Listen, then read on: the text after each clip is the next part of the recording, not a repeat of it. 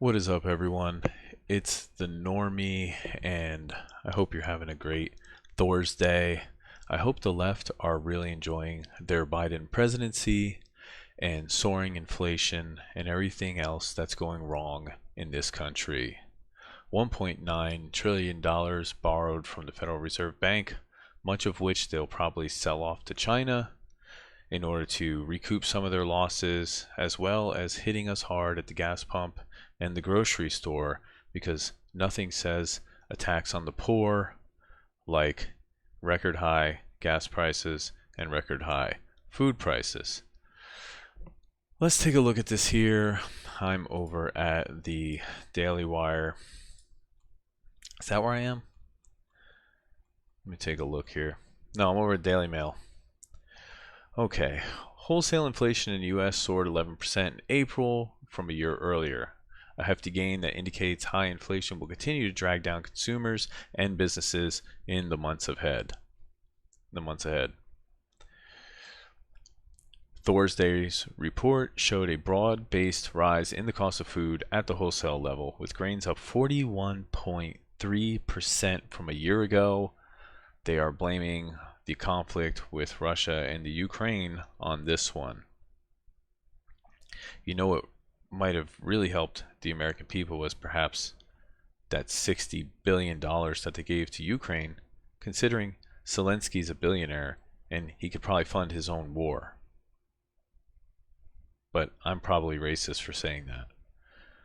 The cost of eggs skyrocketed 161.3%, 161.3%, and they're going to blame that on bird flu. Fresh vegetables were up 45.7%, and fresh fruit rose 17.3%. The reason why fresh vegetables are up so much is because of the large amount of immigrants that cross the border. Farmers are having to pay them all, and so prices of vegetables have also gone up to compensate for their losses. That's not true. I just made that up. So let's take a look at inflation rates over the past year. Here we are in April. And Brandon, of course, started putting all of his energy restrictions in place, his drilling contracts on hold, and gas prices steadily began to rise, from April 2021 to April of 2022. We are up about a large amount here, about a 4.4%. U.S. consumer price inflation 1981 to 2022. You have to adjust for inflation, as they say, but even if you were to adjust for inflation, we're still hitting it out of the park. We're in big trouble.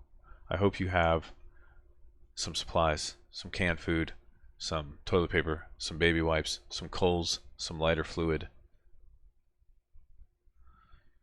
whatever else you deem a necessity. Here's inflation April 21 to April 22. Milk is up 14.7, fruit and veggies 7.8, chicken 16.4, eggs 22.6, breakfast sausage, who still eats that, 13.6 or 13.9, excuse me. Cereal 12.1, beef 14.3, and bacon 17.7. If you've been to Costco and you try to buy a steak, you'll know that like 5 steaks are going to cost you around $70 something, whereas when Trump was president, you could get 5 decent steaks for about $28.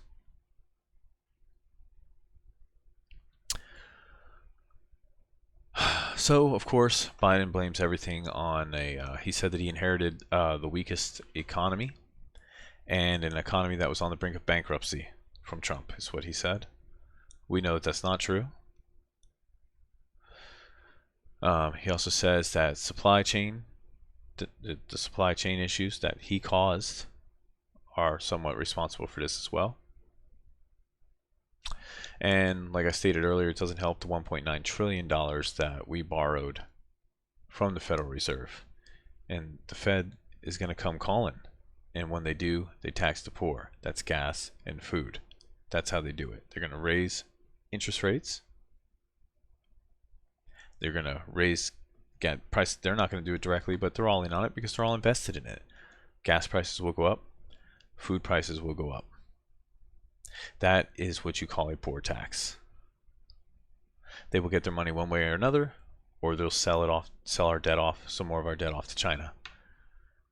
So if you're under the belief, somewhat like I am, that our politicians have been compromised and that the country's been subverted, there's your proof.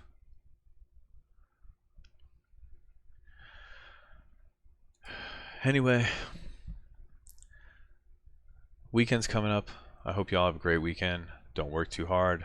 I'm planning on doing some extra work this weekend just to earn some extra money. Get out there, make some money, show fucking Brandon who's boss. Let's go, Brandon. Have a good one, everybody. Stay safe.